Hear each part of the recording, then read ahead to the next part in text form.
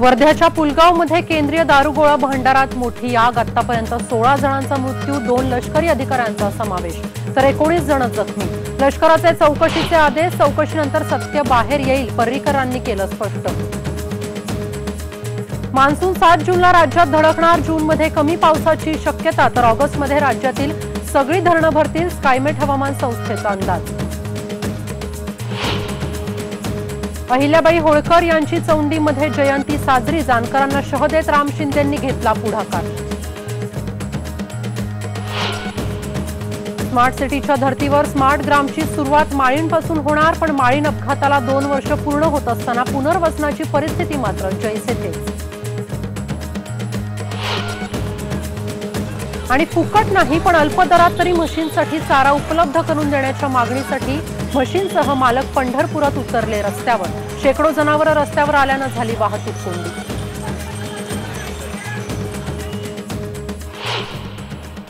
नमस्कार, मी सुप्रिया, गावाकडच्या बातम्यांमध्ये आपलं स्वागत। सुरुवातीला बातमी आहे वर्धा जिल्ह्यातल्या पुलगावची। आज पुलगावमध्ये एक मोठा अपघात झालेला आहे, तिथे एक मोठ्या प्रमाणात स्फोट झाला आहे। लष्कराच्या दारुगोळा भांडाराला लागलेली आग ही पूर्णपणे आता आटोक्यात आलेली आहे, तर पुलगाव लष्करी दारुगोळा भांडाराला आग लागून 16 जण ठार झाले, त्यात 2 लष्करी जवान अधिकारीही ठार झालेले आहेत। आतापर्यंत झालेल्या स्फोटांमध्ये हा स्फोट भीषण मानला जातोय। सोमवारी मध्यरात्री 2च्या सुमाराला ही आग लागली आणि त्यात आतापर्यंत 16 जणांचा मृत्यू ओढावलाय। संरक्षण मंत्री मनोहर पर्रीकर हे पुलगावच्या सावंगी रुग्णालयामध्ये गेलेले होते, त्यांनी तिथल्या जखमींची भेटही घेतली, तर मुख्यमंत्री आणि आर्मी चीफ जनरल दलबीर सिंगही त्यांच्यासोबत होते। सावंगी रुग्णालयामध्ये जाऊन त्यांनी जखमींची भेट घेतली आणि त्यांची विचारपूसही केली आहे।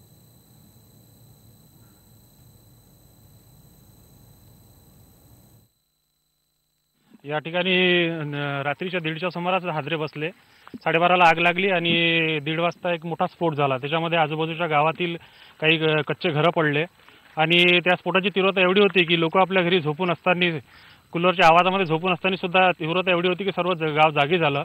आजूबाजूला आगरगाव, पिपरी हे गाव जे खेडे गाव आहे, या गावामध्ये कच्च्या घराचे भिंत पडल्या आणि टपर सुद्धा उडवले आणि आगीचा लोळ खूप मोठ्याने निघत होता। आम्ही म्हणजे पाऊणच्या सुमारास घरी आलो होतो आणि 1:20 सुमारास असा आवाज आला भयानक।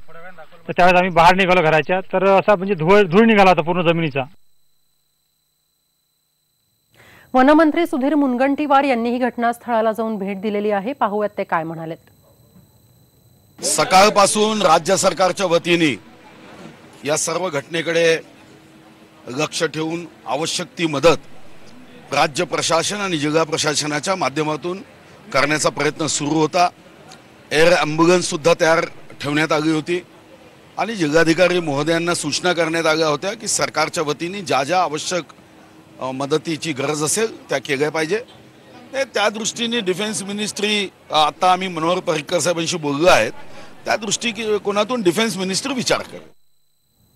आणि आता एक चांगली बातमी, केरळमध्ये मान्सूनचं आगमन झालंय आणि 7 जूनपर्यंत मान्सून हा राज्यामध्ये दाखल होणार आहे, असा अंदाज स्कायमेटनं वर्तवलाय। स्कायमेटचे वरिष्ठ हवामान वैज्ञानिक मकरंद कुलकर्णी यांनी ही माहिती दिली आहे। पाहूयात स्कायमेटनं वर्तवलेला अंदाज काय आहे ते। 7 जूनला राज्यामध्ये मान्सून दाखल होईल, तर कोकणामध्ये सरासरीपेक्षा 15% जास्त पावसाचा अंदाज वर्तवण्यात आलेला आहे। विदर्भामध्ये 6% जास्त पाऊस अपेक्षित आहे। मराठवाड्यामध्ये सरासरी पाऊस होईल, तर ऑगस्टपर्यंत राज्यातील सर्व धरणं भरतील, असा अंदाज स्कायमेटनं वर्तवलाय। जूनमध्ये कमी पाऊस होण्याची शक्यता आहे। जुलै, ऑगस्ट आणि सप्टेंबरमध्ये चांगला पाऊस होणार आहे। हा पाऊस महाराष्ट्रात पोहोचण्यासाठी आता साधारण एक 8-10 दिवस लागतील असं वाटतं। 10 जून पर्यंत आपण याच्यावर दाखवू शकतो का की अनुकूल स्थिती आहे का मान्सूनसाठी? मान्सूनसाठी अनुकूल स्थिती आता आहे। यावर्षी सगळ्यात जास्त पाऊस कोकण किनारपट्टीला पडेल असं वाटतं। जवळजवळ सगळ्यांचा अंदाज आहे की साधारण 15% जास्त पाऊस पडेल तिथे, 15 ते 20। नंतर मध्य महाराष्ट्रात सुद्धा तसा जास्त पाऊस पडेल, 5-6% जास्त। मराठवाड्यामध्ये सामान्य, विदर्भामध्ये पण थोडासा सामान्यपेक्षा जास्त पाऊस पडेल असं आता वाटतंय आम्हाला।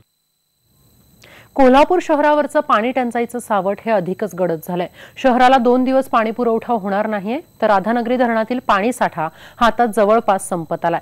राधानगरी धरणामध्ये केवळ 1%च पाणीसाठा शिल्लक राहिलाय।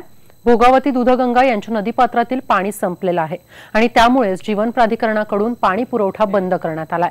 कोल्हापूर जिल्ह्यातल्या 12 गावांसह शहरामध्ये पाण्याचं भीषण संकट आता उभं राहिलंय। वळून पुढच्या बातमीकडे स्मार्ट सिटीच्या धर्तीवर राज्यामध्ये 10 स्मार्ट ग्राम उभारण्यात येणार आहेत। याची सुरुवात पुणे जिल्ह्यातल्या माळीणपासून सुरू होतीये। येत्या 30 जुलैला माळीण दुर्घटनेला 2 वर्ष पूर्ण होत आहेत।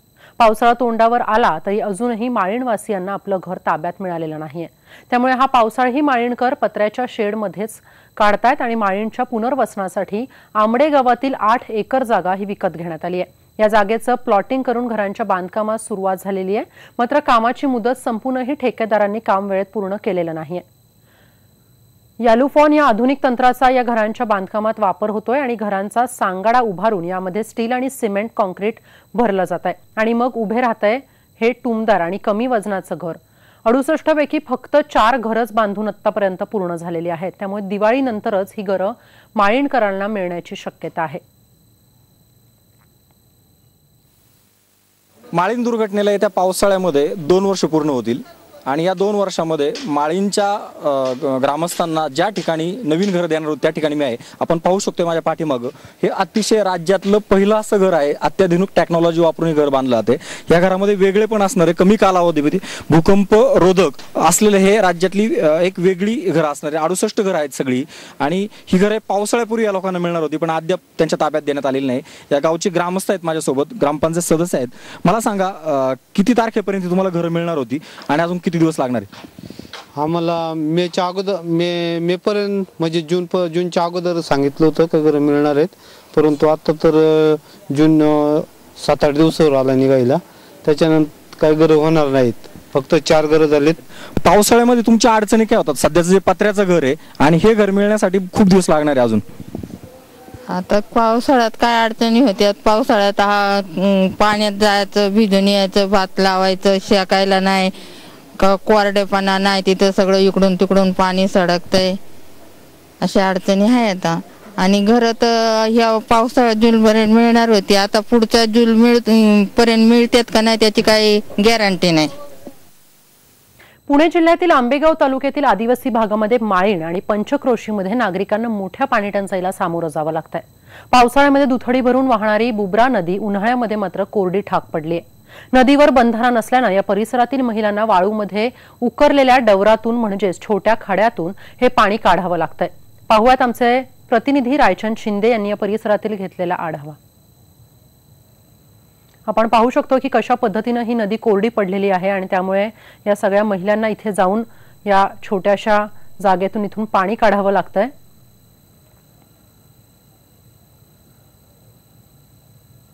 दुष्काळी परिस्थिती, त्यात आभाळाला भिडलेले चारा आणि पशुखाद्यांचे दर या कारणामुळे गायी आणि म्हशींचा सांभाळ करणं दूध उत्पादकांना जिकरीचं झालंय। आम्हाला फुकट नको पण अल्प दरामध्ये तरी चारा उपलब्ध करून द्या, या मागणीसाठी पंढरपूरमधील दूध उत्पादकांनी आपल्या गायी म्हशी रस्त्यावर सोडून शासनाचं लक्ष वेधण्याचा प्रयत्न केलाय। पंढरपूर शहरामध्ये 4000हून अधिक दुभती जनावरं आहेत आणि चारा आणि पशुखाद्य खरेदी करून त्यांना जगवणं आर्थिकदृष्ट्या अशक्य झालंय। त्यामुळे संतप्त झालेल्या जनावरांच्या मालकांनी आपली जनावरं ही पंढरपूर शहरातील प्रमुख असलेल्या शिवाजी चौकामध्ये आणून सोडली आणि शेकडो जनावरं अचानक रस्त्यावर आल्यानं वाहतुकीची कोंडी झाली। पोलिसांनी तहसीलदारांना बोलावून मालकांना आणि त्यांच्या म्हशींना घरी धाडलं। वारंवार शासनाला निवेदन देऊन शासनाने आम्हाला रास्त दरामध्ये चारा उपलब्ध करून द्यावा याच्यासाठी बऱ्याच विनवण्या केल्या, परंतु तरफडून मरणारं पशुधन आम्हाला बघवलं नाही, केव्हा सहन झालं नाही।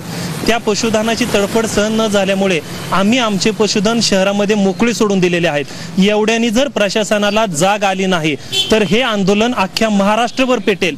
यानंतरची पुढची स्टेज आम्ही हे सगळं पशुधन सोलापूरला कलेक्टर ऑफिसमध्ये नेऊन सोडणार आहे।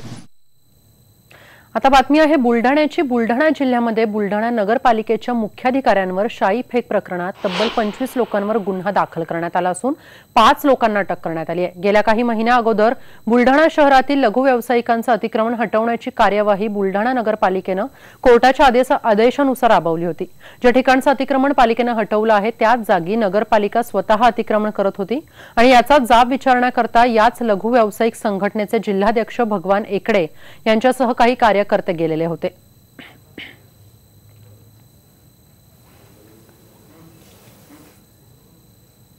यांनी 20 ते 25 जण गेले इकडे यांच्या नेतृत्वात तिथं त्यांचं निवेदन देणार होते, त्याच्यातून त्यांनी त्यांच्या अंगावरती शाई फेकली. व यांनी पोलीस स्टेशनला रिपोर्ट दिला. त्याच्यावरून सदर आरोपांच्या विरुद्ध विविध कलम 147, 354, 355, 186, 504, 506 भादवीप्रमाणे गुन्हा दाखल केला. त्यातील प्रमुख आरोपी यांना अटक करण्यात आलेली आहे आणि सदर गुन्ह्याचा तपास चालू. बातमी पाहूयात गडचिरोली जिल्ह्यामध्ये गेल्या काही महिन्यामध्ये पोलिसांच्या चकमकीत ठार झालेल्या 5 जहाल महिला माओवाद्यांच्या मृत्यूच्या निषेधार्थ माओवाद्यांनी आज गडचिरोली जिल्ह्यामध्ये बंदचं आवाहन केलं. या बंदच्या पार्श्वभूमीवर पोलिसांनी गडचिरोली जिल्ह्यामध्ये हाय अलर्ट जारी केलाय. गेल्या 3 महिन्यामध्ये 5 वेगळ्या चकमकी झालेल्या होत्या आणि त्यात या महिला माओवादी ठार झाल्या होत्या.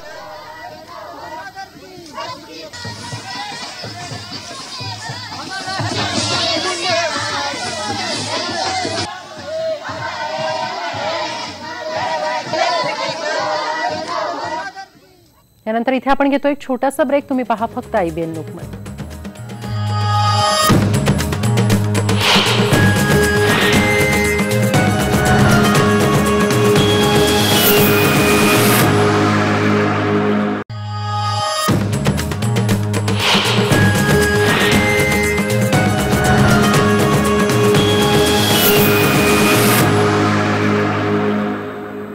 ब्रेकनंतर आपलं स्वागत. अहिल्याबाई होळकर यांची चौंडीमध्ये आज जयंती साजरी करण्यावरून पेटलेल्या वादाचं पर्यावसन भाजपनं राजकीय संधीत केल्याचं दिसून येत आहे.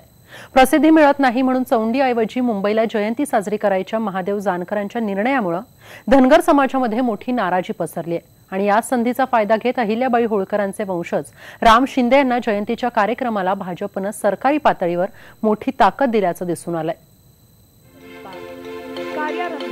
अहिल्याबाई होळकर जयंतीचा जंगी कार्यक्रम चौंडीमध्ये राम शिंदे यांनी यशस्वी करून दाखवला. या कार्यक्रमासाठी राजस्थानच्या मुख्यमंत्री वसुंधरा राजे यांनाही निमंत्रण होतं. कार्यक्रमाची सर्व जबाबदारी प्राध्यापक राम शिंदे यांनी खांद्यावर घेतली. कारण प्रसिद्धी मिळत नाही म्हणून अहिल्याबाई होळकरांची जयंती मुंबईत साजरी करण्याची घोषणा महादेव जानकर यांनी केली होती आणि धनगर समाजाची नाराजी ओढवून घेतली. नेमका याचाच फायदा भाजपनं उचलला. चौंडीमध्ये दर्शन घेणं हे त्याच्यामध्ये एक समाधान एक प्रकारचं, त्यामुळं आपोआप आता हे वळण तसं महादेव जानकरामुळं इकडं चौंडीला पडलं, पण त्यांनी आज ते बदल केला. ते थोडंसं आमच्या दृष्टीनं चुकीचं आहे. राम शिंदेच्या रूपानं धनगर समाजासाठी एक नवा नेता देऊन जानकरांना शह देण्याचा भाजपचा प्रयत्न आहे. त्या आरक्षणाचा प्रश्न महाराष्ट्र लेवलला आम्ही मंडळी आरक्षण मागण्यापर्यंत आंदोलन करण्यापर्यंत होतो, पण महाराष्ट्र सरकारमध्ये असणारा एक समाजाचा मंत्री आज धनगर समाजाचं नेतृत्व करतोय. ही धनगर समाजाच्या आरक्षण प्रश्न सोडण्याच्या दृष्टीनं अतिशय चांगल्या प्रकारची घटना घडलेली आहे. भाजप धनगर नेतृत्वाला एक नवा पर्याय उभा करते का असा प्रश्न या सगळ्या कार्यक्रमानं उभा राहिलाय. याचं कारण या कार्यक्रमाला सरकारची ताकद, पैसा आणि बळ सगळंच मिळालंय. सोबत धनगरांना सरकारमध्ये असलेलं एक नवं नेतृत्व.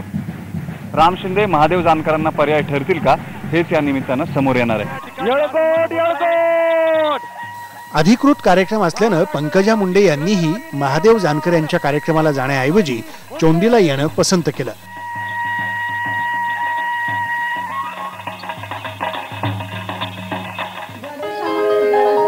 राजकीय दृष्ट्या धनगर समाजाच्या आरक्षणाचा मुद्दा सरकारसाठी अडचणीचा आहे. त्यामुळेच या समाजाचं नेतृत्व आपल्याच नेत्याकडे असावं असं भाजपचे प्रयत्न आहेत. अहिल्याबाई होळकर जयंतीच्या निमित्तानं भाजपनं हा नवा डाव खेळल्याचं बोललं जात आहे. सचिन हंचाटेसह वैभव सोनवणे, IBN लोकमत, चोंडी, जामखेड. महादेव जानकर यांनी यावर काय प्रतिक्रिया दिली ते आपण पाहूयात. मीच जयंती घेत होतो. मी तिथला क्लेम सोडल्यामुळे कोणतरी करणार आहे तिथं. त्यांच्याही जयंतीला आमच्या शुभेच्छा आहेत, त्याच्याबद्दल दुमत नाही. आणि 2 भाग पडायचा प्रश्न आहे. मी बारामती लोकसभेत उभा राहिलो तेव्हा मला ब्राह्मणांच्या मराठ्यांच्या गावात लीड मिळालं आणि धनगरांच्या गावात मी मायनस होतो. त्यामुळे मी I am not only dealership of Dhangar समाज करत नाही. मी या देशातल्या सर्वजण समाजाला घेऊन चाललोय. यानंतर इथे वेळ झाली अजून एका छोट्याशा ब्रेकची. तुम्ही पहा फक्त IBN लोकमत.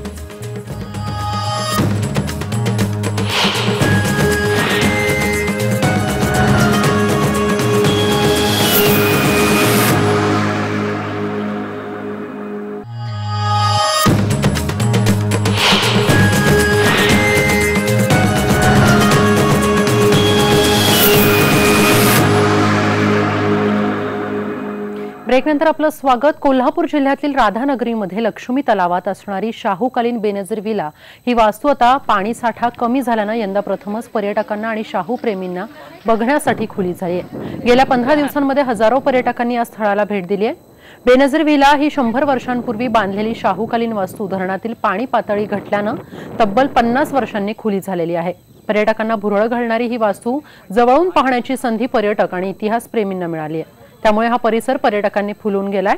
इथं बांधलेल्या धरणाची पाहणी करण्यासाठी बांधकाम क्षेत्रातील देश विदेशातील तज्ज्ञांना त्यांनी पाचारण केलेलं होतं.